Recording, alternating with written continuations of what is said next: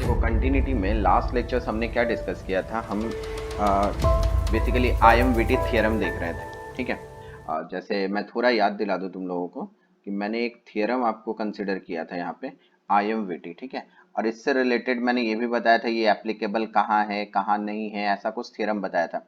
देखो यहाँ मैंने बताया था ना कि let F x is a continuous function in close interval A B, तो then there exists a number c belongs to ab such that fc is equal to a plus b। और मैंने ये बोला था कि अगर इस सेक्शन से कभी भी क्वेश्चन आएगा तो बेसिकली इंटीजर टाइप्स में या फिर एक अच्छा सब्जेक्टिव क्वेश्चन मतलब कॉम्प्रिहेंसिव स्टाइल का आ सकता है। बट अब बात करो 2020 की, तो आपको पता है कि 2020 में सिर्फ इंटीजर्स आए थे, कॉम्प्रिहेंशन जैसा आया ही नहीं था। तो आईआईटी कब क्या करेगा ये कहना बहुत मुश्किल है। ठीक है, तो चलो बैक टू द सिचुएशन हम आते हैं। ठीक है, हमने जो आईएमवीटी कंसिडर किया था वहां पे मैंने क्या बोला था आपको कि फंक्शन जो होना चाहिए वो कॉन्टिन्यूअस होना चाहिए in the close interval a to b, और f of c is equal to f of a plus f of b by 2 होना चाहिए। मतलब सी की जो वैल्यूज है वो ए और बी में एटलीस्ट 1 तो होना ही चाहिए। ठीक है, तो देखो एक क्वेश्चन इस बेसिस पे अपन डिस्कस करते हैं यहाँ पे। ठीक है, क्वेश्चन क्या है ये देख लो। क्वेश्चन है जैसे सपोज करो ऐसे बना लेते हैं, जैसे फाइंड सी। ठीक है, find C of IMVT, find C of IMVT for the function for the function for the function fx is equal to x square minus 4x, x square minus 4x in the interval the interval close interval 0, 2। ठीक है, तो हमें यहाँ क्या पूछ रहा है, हमें यहाँ पूछ रहा है कि c की वैल्यू निकालो।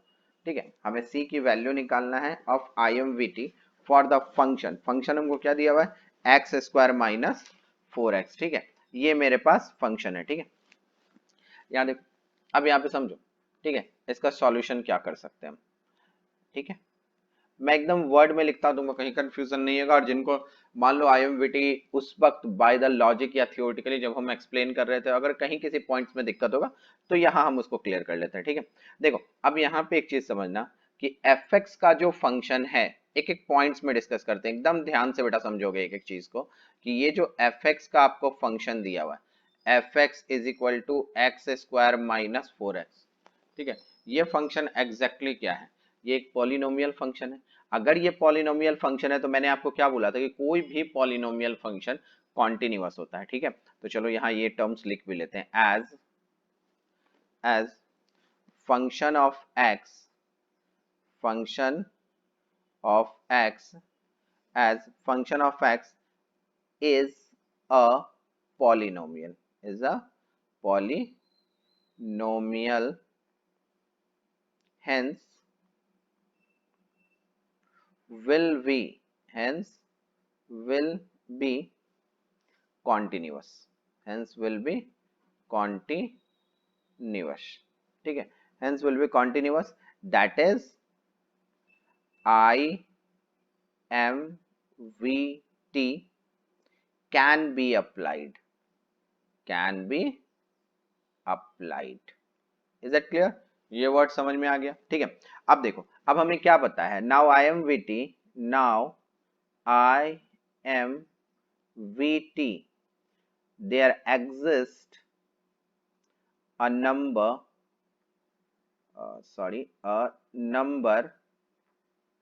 a number c belongs to, क्या कहते हैं हम लोग, close interval a comma B, यही है थियरम मेरे पास। तो सच दैट क्या लिखेंगे यहाँ पे, such that f of c is equal to क्या होता है, f of a plus f of b divide by 2। ये था हमारे पास। देखो इतनी दूर तो आपको समझ में आ गया, ये हो रहा है। ठीक है, मतलब अब तुम यहाँ मेरी बात को समझो, इसको मैं क्या कर देता हूँ, ठीक है ना, इसको मैं बोल देता हूं, चलो इक्वेशन फर्स्ट, यही करना है हमको। तो देखो फंक्शन ऑफ एक्स की वैल्यू क्या है मेरे पास, एक्स स्क्वायर माइनस 4x है, क्लियर है। तो बताओ अगर 0 से 2 इंटरवल दिया हुआ है तो एफ ऑफ 0 की वैल्यू क्या मिल जाएगी मेरे पास, 0, 0 का स्क्वायर माइनस 4 × 0 0 हो जाएगा। और एफ ऑफ 2 की वैल्यू क्या हो जाएगी, एफ ऑफ 2 की वैल्यू हो जाएगी क्या, देखो 4 माइनस 8x, दैट मीन्स -4, ये मिल गया मेरे पास। तो देखो इसमें कहीं दिक्कत नहीं है, क्लियर है ना। तो हम यहाँ से ये जो इक्वेशन फर्स्ट माना है मैंने, तो मैं ऐसे लिख लो, from equation first f C is equal to, ध्यान से देखो क्या लिखूंगा मैं, 0 plus -4 divide by 2 is equal to -2, इसको मैं सेकेंड इक्वेशन बोल देता हूँ, ठीक है। कहीं दिक्कत नहीं, इतनी दूर में आ रही है बात समझ में, ठीक है। अब हमको क्या करना है, सी निकालना है, फाइंड सी ही बोला जा रहा है वहां पे, तो चलो अब निकाल लेते हैं। Now determine, now determine C, तो क्या लिखो यहाँ पे, देखो ध्यान से समझना, what is the value of F C is equal to -2, ठीक है।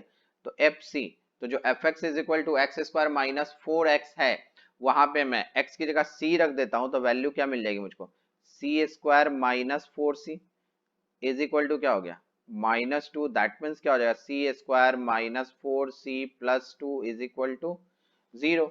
तो c की वैल्यू यहां से निकाल सकते हैं, तो c की वैल्यू क्या निकलेगी, देखो c is equal two plus -4, sorry sorry sorry sorry sorry sorry, क्या लिख रहा हूं मैं, यहाँ ध्यान देना बेटा, c इज इक्वल टू क्या हो जाएगा, देखो c इज इक्वल टू यहाँ से क्या लिख सकते हैं, c इज इक्वल टू लिख सकते हैं 4, ठीक है, क्योंकि -4c है, प्लस माइनस रूट अंडर कितना हो जाएगा ये 16 -8 divide by 2, that is equal to, सारे कैंसिल कर लो, 2 से यहाँ पे 8 हो जाएगा, तो 2√2 हो जाएगा, 2 कॉमन निकाल के कैंसिल कर देते, तो वैल्यूज क्या मिल जाएगी मुझको, 2 प्लस -√2, ठीक है। तो यहाँ से देखो, यहाँ से तुमको क्लियर पता है कि c की दो वैल्यू आ रही है, एक क्या आ रही है 2 -√2, और एक वैल्यू क्या हो जाएगी 2 प्लस √2, देखो मगर ये कहाँ एग्जिस्ट करना है, 0 से 2 के बीच में, तो 0 से 2 के बीच में एटलीस्ट, क्योंकि उसी इंटरवल में देखना है, तो 2 प्लस √2 तो हो ही नहीं सकता, क्योंकि 2 प्लस 1.414 करोगे तो ये 3 पॉइंट समथिंग आ जाएगा, तो ये वैल्यू हम लोग नहीं कंसिडर करेंगे, कौन सी वैल्यूज हो जाएगी, ये वैल्यू हो जाएगी, ये हम कंसिडर करेंगे। कहीं दिक्कत नहीं ना इतनी दूर समझने में, ठीक है, एकदम इजी है। अभी यहाँ से मतलब हम यहाँ से क्या कह सकते हैं, hence required value of c is equal to 2 minus √2, देखो ये हो जाएगा, कहीं दिक्कत नहीं। क्वेश्चन में यही कह रहा था हमको, आपको 0 से 2 तक इंटरवल में दे रहा था, देखो यहाँ से इतनी दूर में कहीं दिक्कत नहीं है, क्लियर है ना। देखो ये क्लियर, देखो find C of IMVT of the function, यही आ रहा है, सी निकालना था, हमने निकाल लिया, सारा सेक्शन समझ में आ गया। अब जिनको जहां प्रॉब्लम था इस सेक्शन में, उनको अब क्लियर है सारी बातें। अब देखो इसके बाद एक और थियरम होता है जिसको हम लोग कहते हैं थियरम ऑफ कंटिन्यूटी, ठीक है। जैसे ये IMVT था, उसी तरह नेक्स्ट थियरम जो हम लोग डिस्कस करेंगे वो डिस्कस करेंगे थियरम ऑफ कंटिन्यूटी। देखो ये क्या है, ठीक है, नेक्स्ट थियरम है मेरे पास, theorem of continuity, theorem of continuity, ठीक है। ये देखो ये भी जो है बेटा, मैं इसको बॉक्स में कर देता हूं, आप ध्यान रखना, ये this is also a very important theorem, ये भी आपको ध्यान रखना है, ठीक है ना। चलो ये बॉक्स एडजस्ट कर लो, थियरम ऑफ कॉन्टिन्यूटी की बात कर रहे हैं, ठीक है। अब यहाँ पर क्या है स्टेटमेंट, ये देख लो, स्टेटमेंट ये है यहाँ पे कि if function, if function fx is continuous, fx is continuous in close interval a b, and if function of A into function of B is less than 0, then exist number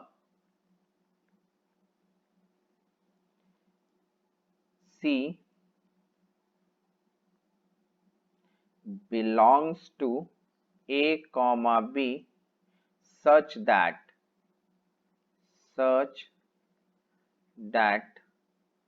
f of c is equal to 0। ठीक है, मतलब theorem of continuity क्या है कि function of F x is continuous, मतलब वहां पे भी हम बात वही कर रहे हैं कि फंक्शन क्या होना चाहिए, कॉन्टिन्यूअस होना चाहिए इन क्लोज इंटरवल ए से बी में, एंड इफ, अब वहां पे क्या करें, और if f a into f b, अब बेटा यहाँ पे ध्यान से देखना, f a into f b is less than 0। तो मेरी बात को थोड़ा यहाँ समझने की कोशिश करते हैं कि इस कंडीशंस में अगर हम ऐसा सोचें, देखो इस टर्म्स पे ध्यान देना, ये जो है ना f a into f b is less than 0, इस कंडीशन पे थोड़ा ध्यान दो। यहाँ पर क्या हो रहा है कि यहाँ पे अगर मान लो सपोज करो एफ ए जो फंक्शन है, ये फंक्शन जो है अगर ये है, देखो ये पॉजिटिव होगा तो ये एफ बी जो होगा वो क्या होना चाहिए, ये निगेटिव होना चाहिए। मतलब मैं तुमको ऐसे बोलूं कि अगर मैं इसको एक्स एक्सिस पे बोलूं तो अगर एफ ए की वैल्यू, देखो यहाँ पे समझो, अगर एफ ए मैं यहाँ पे कंसिडर करा, देखो ये ए हो गया तो ये वैल्यूज क्या हो जाएगी, एफ ऑफ ए। ठीक है, क्लियर है ये। अब देखो अगर ये बी है यहाँ पे तो इसका एफ ऑफ बी कहाँ होगा, इस जगह होगा। ठीक है, अगर ऐसा होगा तभी हम कहेंगे कि लेस देन 0 होगा। Then there exist number c belongs to a b such that f C is equal to 0, मतलब कोई नंबर होगा जो इन दोनों के बीच में बिलोंग्स कर रहा है वो सी, वो क्या होना चाहिए 0। मतलब कुछ ग्राफ ऐसा बना लो, इस तरह ग्राफ बना लो, तो देखो एक यहाँ पे 0 आ रहा है आपको। ठीक है, मतलब इसको एक अदर वर्ड में लिखें, ठीक है, इसको थोड़ा और वर्ड चेंज करके लिखो तो हम ऐसे भी लिख सकते हैं, चलो और ऐसे लिख सकते हैं कि there exist at least one number C belongs to A comma B such that FC is equal to 0। देखो यही हो गया ना, एक पॉजिटिव है एक निगेटिव है, या फिर B को तुम पॉजिटिव ले लो A को निगेटिव ले लो, तो कॉन्टिन्यूअस फंक्शन है तो ऑब्वियसली आपको इसी तरह से बनेगा। तो इसमें एक वैल्यू आनी चाहिए, ठीक है, जो कि क्या होनी चाहिए, 0। अब यहाँ पर देखो अगर तुम ऐसे भी लॉजिकली बोल सकते हो, चलो मैं इसी ग्राफ में दूसरा यूज कर सकता हूँ, देखो दूसरा मार्कर यूज, अगर मैंने मान लो ग्राफ ऐसे बनाया, इस तरह से कुछ बना दिया, ऐसा बना दिया, ठीक है, तो देखो एटलीस्ट वन का मतलब ये ऑरेंज वाली लाइन देखो, और ये जो पर्पल लाइन दिख रहा है तुमको, इसमें देखो, इसमें सी की और भी वैल्यू हो सकती है, एक ये हो सकती है, एक ये हो सकती है, एक ये हो सकती है, तीन जगह इंटरसेक्ट कर रहा है, मगर एटलीस्ट वन वैल्यूज होनी चाहिए। और यहाँ पे f C is equal to 0, मतलब ऑब्वियस सी बात है, एक रूट्स मिल रहा है। चलो ये भी लिख लो तुम, अगर मैंने रूट की बात बोली है तो बेटा इसको भी हम कंसिडर कर लेते हैं, ठीक है ना। देखो या फिर हम ऐसे लिख लें कि there exist at least one root of the equation f, one root of the equation f c is equal to 0 in a comma b। ठीक है, क्लियर है ना। अब यहाँ देखो मेरी बात को और समझो, अगर मैं बोलूं या फिर मैं ऐसे बोलूं, चलो मैं ये जो मैंने ये ग्राफ भी बनाया उसके लिए भी एक स्टेटमेंट बोलूं तुम्हारे लिए, ठीक है, कि अगर मैंने ऐसा बोला कि क्या सेंटेंस लिखो है, चलो ऐसे लिखते हैं, the graph of y is equal to function of x intersect with x axis at least one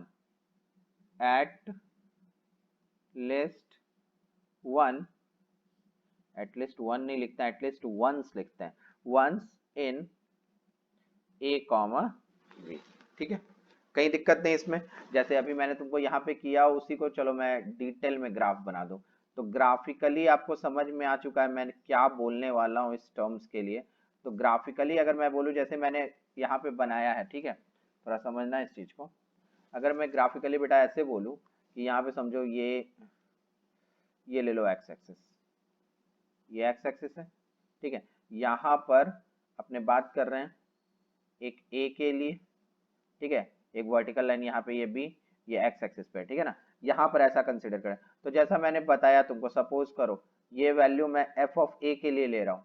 यहाँ पर क्या है, एफ ऑफ ए, ये क्या बताएगा, एफ ऑफ ए, मतलब इसको ए ले लो कैपिटल में, ये क्या बता रहा है तुमको, एफ ऑफ बी, ठीक है। तो यहाँ पे अगर ये कॉन्टिन्यूअस है तो एटलीस्ट एक तो रूट बन जाएगा, वो ये हो जाएगा जो कि सी होगा, इंटरसेक्ट भी करेगा, एक रूट्स भी तुमको दिख जाएगा। और अगर तुम ऐसे भी बात करो तो कोई फर्क नहीं पड़ता है, जैसे मैंने अभी वहां पे एक ही में दोनों ग्राफ बना दिया था, ए और बी है। अगर ये ए है ये बी है, अगर मान लो ये यहाँ से ग्राफ इस तरह से जा रहा है तो दो रूट्स बन रहा है, क्या फर्क पड़ रहा है, ठीक है। बट एटलीस्ट जैसे यहाँ पे एक दो ये तीन जगह इंटरसेक्ट कर रहा है, बट एटलीस्ट वन तो होगा, ठीक है। तो ये मीनिंग होता है हमारा थियरम ऑफ कंटिन्यूटी का, ठीक है। अगर मान लो ऐसे में किसी बच्चे के दिमाग में ऐसा चले, क्योंकि ऑब्वियसली बच्चे के दिमाग में बहुत कुछ चलता है, ठीक है ना। देखो अगर मान लो ऐसा चले कि सर ऐसा सोच लो आप कि मैं ऐसे बोल दूं कि ये ए है और ये बी है, हाँ चलो मान लिया। उसके बाद कह रहा है कि सर ये ए वाली जो वैल्यू है, चलो दूसरा मार्कर यूज कर रहे हैं, देखो ये ए वाली वैल्यू है, ये बी वाली वैल्यू, आपको कॉन्टिन्यूअस ही चाहिए ना। ऐसे बोल रहा है मेरे को कि आपको कॉन्टिन्यूअस ही चाहिए ना, तो मैं ग्राफ अगर सपोज करो इस तरह से बनाऊं, ऐसे बनाऊं और ये आके यहाँ मिल जाए, तो आप बोलो तो क्या ये होगा। तो मैं यहाँ पे देखो सिंपल एक जवाब दूंगा उसको कि ये कैसे होगा, क्योंकि देखो यहाँ पे ध्यान से देखना, एक x के लिए दो y की वैल्यू है, दैट मीन्स ये तो फंक्शन ही नहीं है, this is not a function. यहाँ पे तो बड़े बड़े बोल्ड लेटर में लिख लो कि this is not a function, तो ये तो पॉसिबिलिटी बनती ही नहीं है, this is not a function. Is that clear, ठीक है। अब यहाँ पे है कि चलो इसको अब मैथमेटिकली, जैसे अगर इससे रिलेट करता हुआ सम्स आएगा तो उस सम्स को अपन कैसे बनाएंगे, ठीक है। तो इसके लिए देखो दो तीन पॉइंट्स आपको याद रखने हैं, ठीक है। उस पॉइंट्स को ध्यान दो, जैसे इसको मैं नोट पॉइंट में बता दूं तुमको ज्यादा अच्छा रहेगा, और ये स्टेप ध्यान रखना है तुमको। नोट में देखो पहला तो ये रखो, अगर मैं ऐसा बोलूं to show the existence of c, अगर मुझे शो करना है एग्जिस्टेंस ऑफ सी और रूट ऑफ एन इक्वेशन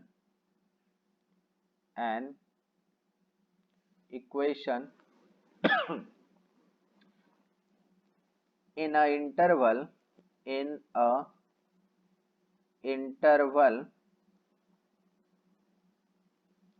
से ऐसा ले लेते अल्फा बीटा, से alpha beta brings all the terms on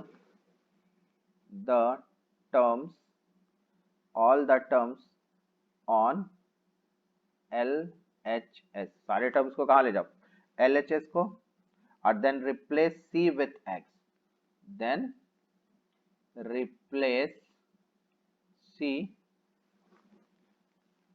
with X, ठीक है, ओके। उसके बाद ये कर लो कि now assume expression of X on LHS, X on LHS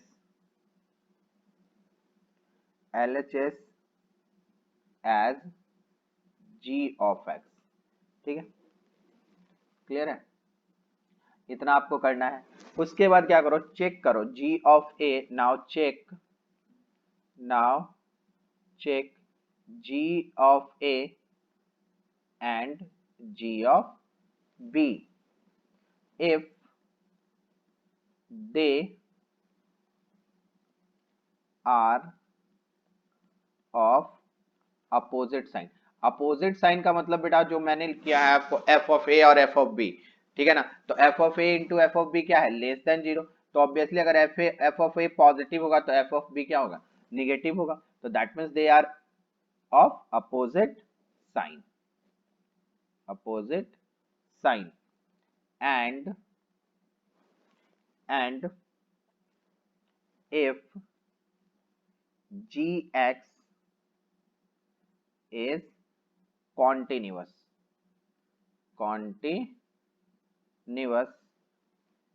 then using theorem of continuity, इतनी चीजें ध्यान रखनी है तुमको, ठीक है, क्लियर है। तो the existence of C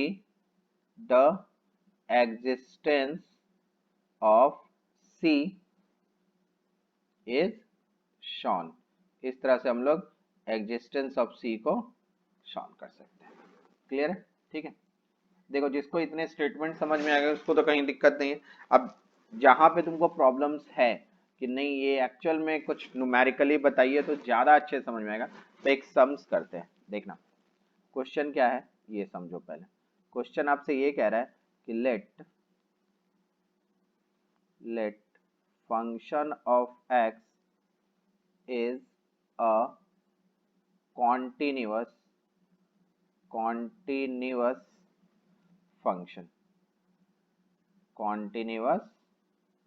function and f of a is greater than a and f of b is less than b, ठीक है, ये कंडीशन है मेरे पास, ठीक है ना। तो then prove that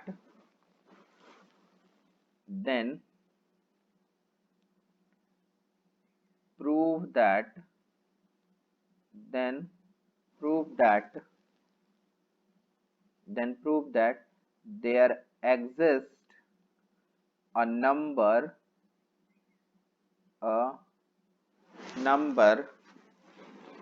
C belongs to AB such that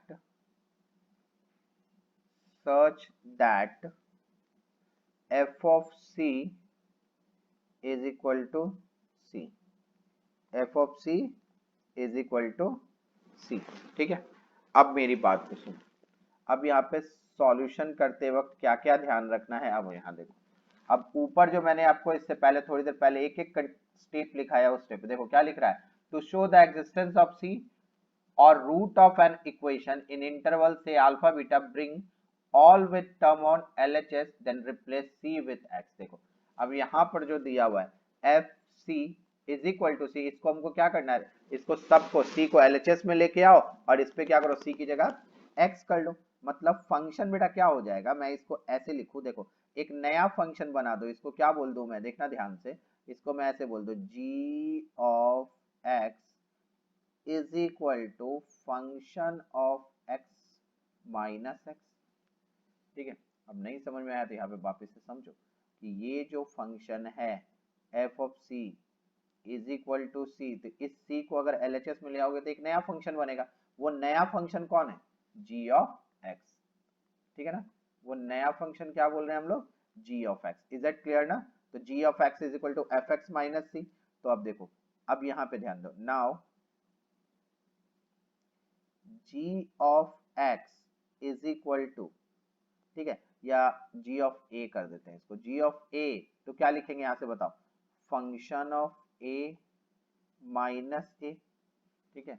अब यहाँ देखो फंक्शन ऑफ ए क्या है, ग्रेटर देन जीरो, जब function of a greater than zero sorry greater than a है तो obviously function of a minus a जो होगा ये भी ग्रेटर देन क्या होगा, जीरो होगा, क्योंकि आप इसको यहां से ले आओ, देखो एफ ऑफ ए है ना, इसको एलएचएस में ले आओ तो f of a minus A greater then क्या हो जाएगा, जीरो। दिस फंक्शन, आ गई बात समझ में। उसी तरह देखो, ठीक है ना, ये तो गिवन है क्वेश्चन में। अब हम यहाँ पे ऐसे भी लिख सकते हैं g of b is equal to f of b minus b, ये क्या है मेरा, लेस देन 0। बोलो, ये सब गिवन है क्वेश्चन में, कहीं दिक्कत नहीं ना इतनी दूर समझने में, आ रही है बात समझ में? ठीक है, अब देखो अगर ये ऐसा है, ठीक है, तो नाउ हम कह सकते हैं क्या, अब इस कंडीशन में देखो ये मुझे पता चल गया, तो नाउ नाउ क्या बोल सकते हैं, now as function of x is continuous, continuous, ये गिवन है क्वेश्चन में, देखो ये गिवन है, देखो let us f x is a continuous function, clear है ना यहाँ पे, अब दिक्कत नहीं इतनी दूर में, ठीक है। और क्या लिखें, एंड मैं एक एक वर्ड इसलिए लिख रहा हूँ कि तुमको एकदम एक एक स्टेप समझ में आए, and x is also continuous, तो एक्स कॉन्टिन्यूअस क्यों होगा, बिकॉज एक्स क्या है, पॉलिनोमियल फंक्शन है, तो x is continuous because this is the polynomial, polynomial, ठीक है ना, पॉलिनोमियल। तब मुझे बताओ एफ एक्स माइनस एक्स, तो कुछ एक दो लेक्चर्स पीछे याद करो, मैंने क्या बोला था, कॉन्टिन्यूअस माइनस कॉन्टिन्यूअस क्या होता है, कॉन्टिन्यूअस होता है, तो एफ एक्स कॉन्टिन्यूअस फंक्शन है जो क्वेश्चन में दिया हुआ है, एक्स एक पॉलिनोमियल फंक्शन है तो कॉन्टिन्यूअस, तो एफ एक्स माइनस एक्स क्या होगा, कॉन्टिन्यूअस होगा, that means g x is also a continuous function, is that clear ना?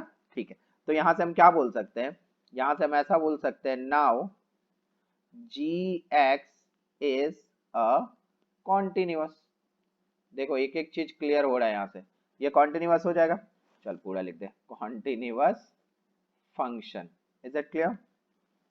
तो दैट मीन्स अब क्या हो गया कि g ऑफ a और g of b less than क्या होगा, 0, hence using theorem of the continuity, ठीक है ना, क्या लिख सकते हैं, hence using theorem of the continuity, ठीक है, कहीं दिक्कत नहीं इसमें, ठीक है। There exist a number C belongs to AB such that